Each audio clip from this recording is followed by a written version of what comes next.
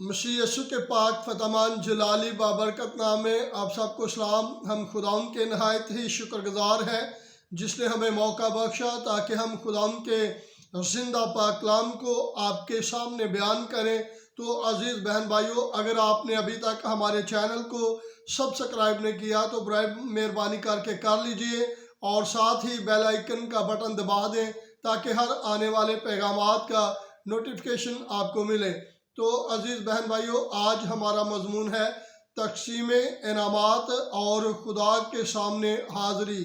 तकसीम इनामात और खुदा के सामने हाज़री। और हम कलाम अक़दस में से मुक़द्दस पौलुस रसूल का इफिसियों के नाम लिखा गया ख़त और उसका 5 बाब और उसकी 27 आयत को कलाम अक़दस में से तलावत करेंगे। कलाम अक़दस में मरकूम है, और एक ऐसी जलाल वाली कलीसिया बनाकर अपने पास हाजिर करे जिसके बदन में दाग या झुर्री या कोई और ऐसी चीज़ ना हो बल्कि पाक और बेऐब हो।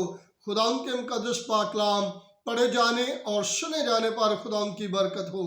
याद रखें, जब खुदा यीशु मसीह अपनी कलीसिया को लेकर जा रहे होंगे तो रास्ते में इनको एक आग का सामना करना पड़ेगा, जो आग खुदा यीशु मसीह अपने साथ लेकर आएंगे। और जब आसमान से जाने से पहले इनका आग में से गुजर होगा, और ये आग में से गुजर इसलिए होगा ताकि मुक़द्दसीन के वो काम जो उनको खुदा की हजूरी में जाने से रोक रहे हो, और जब इस आग में से ये मुक़द्दसीन कलीसिया के लोग गुजरेंगे तो कलाम हमें सिखाता है कि इनके वो बुरे काम जो है वो जल जाएंगे, क्योंकि खुदा की आंखें पाक हैं, वो बदी को देख नहीं सकती। तो जब ये उस आग में से गुजरेंगे, अब इनके पास वही काम होंगे जिनको देखकर इन्हें अजर दिया जाएगा। और आज भी आप इस बात को समझते हैं, जानते हैं, कोई भी खिलाड़ी जो किसी भी ग्राउंड में जब विनर आता है, मैन ऑफ द मैच होता है, या किसी भी वो गेम को जीत जाता है, तो उसे एक स्पेशल जगह पे खड़ा करके उसे तमगा या इनामात या उसके गले में हार वगैरह डाले जाते हैं। और जब ऊंची जगह पे खड़ा किया जाता है तो इससे मुराद है कि उसको उस खेल में जो विनर आने की सूरत में उसे वो इनाम दिया जा रहा होता है। इसी तरह कलीसिया के लोगों को खुदा के हजूर जाने से पहले इनामात दिए जाएंगे ताकि इनके सफ़ेद लिबास क्योंकि कलीसिया के लोगों ने सफ़ेद लिबास पहने होंगे, और उस सफ़ेद लिबासों के साथ इनके सिरों पर जब ताज या वो स्टार या वो इनामात और इसके बाद जो काम होगा वो खुदा ताला के सामने कलीसिया की मुक़द्दसीन की हाज़री होगी। और याद रखें, खुदा खुद मुक़द्दसीन का इंतज़ार कर रहे होंगे, कलीसिया का इंतज़ार कर रहे होंगे। खुदा क्यों इंतज़ार कर रहे होंगे? क्योंकि खुदा ने अपने बेटे खुदा यीशु मसीह को इस धरती पे भेजा ताकि वो कलीसिया को तैयार करे। खुदा इसलिए ईमानदारों का कलीसिया का इंतज़ार कर रहा होगा क्योंकि कलीसिया जो है वो खुदा के बेटे खुदा यीशु मसीह की दुल्हन है। और ये पहला वाक़या होगा, पहला मौका होगा जब खुदा अपने बेटे की दुल्हन को यानी कि कलीसिया को रूबरू देखेंगे। खुदा खुद कलीसिया को देखने का मुश्ताक है, क्योंकि खुदा ने अपने बेटे खुदा यीशु मसीह को इसलिए भेजा था कि वो दुनिया के लिए, ईमानदारों के लिए कुर्बान हो। और इसीलिए कलाम अक़दस में लिखा है, खुदा ने दुनिया से ऐसी मोहब्बत रखी कि उसने अपना इकलौता बेटा बख्श दिया ताकि जो कोई उस पर ईमान लाए हलाक ना हो बल्कि हमेशा की ज़िंदगी पाए। याद रखें, खुदा ने रूहुल कुद्दुस को भी धरती पे इसलिए भेजा ताकि वो कलीसिया को तैयार करे और कलीसिया की रहनुमाई करे। और 2000 साल से रूहुल कुद्दुस जो है वो कलीसिया को तैयार कर रहा है।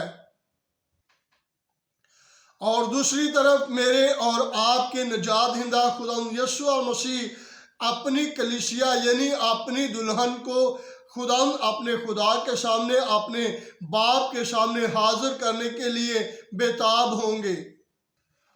کلام اقدس میں لکھا ہے کیونکہ ہم جانتے ہیں کہ جس نے خدا یسوع کو جلایا وہ ہم کو بھی یسوع کے ساتھ شامل جان کر جلائے گا اور تمہارے ساتھ اپنے سامنے حاضر کرے گا۔ ہاللیلویہ۔ اور کلام خدا ہمیں سکھاتا ہے جیسے خدا یسوع المسیح موت اور قبر پر فتح پا کر تیسرے دن مردوں میں سے جی اٹھے، اور اسی طرح خدا اپنی قدرت کے ساتھ کلیسیا کے مقدسین کو اٹھا کھڑا کرے گا اور ان کو بھی مردوں میں سے زندہ کر لے گا۔ اور اس لیے لازم ہے کہ کلیسیا کو ہر وقت دعا کرتے رہنا چاہیے اور اپنے آپ کو پاک رکھنا چاہیے۔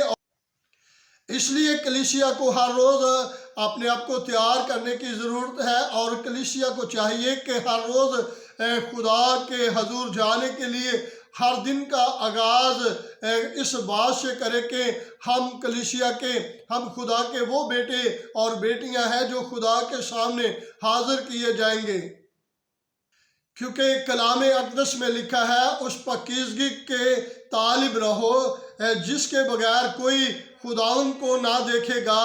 اور یاد رکھیں، اگر آپ خدا کے حضور جانا چاہتے ہیں، اگر آپ خدا کے مکانوں میں داخل ہونا چاہتے ہیں اور خدا کے ساتھ اور برا کے ساتھ سکونت کرنا چاہتے ہیں، تو ابھی آپ کو اپنی زندگی پر غور کرنے کی ضرورت ہے۔ جب تک ہم جسم کے وطن میں ہیں، ہمیں بھرپور خدا کے لیے اور انجیل کی وسعت کے لیے اور پاکیزہ زندگی گزارتے ہوئے دنوں کو گزارنے کی ضرورت ہے۔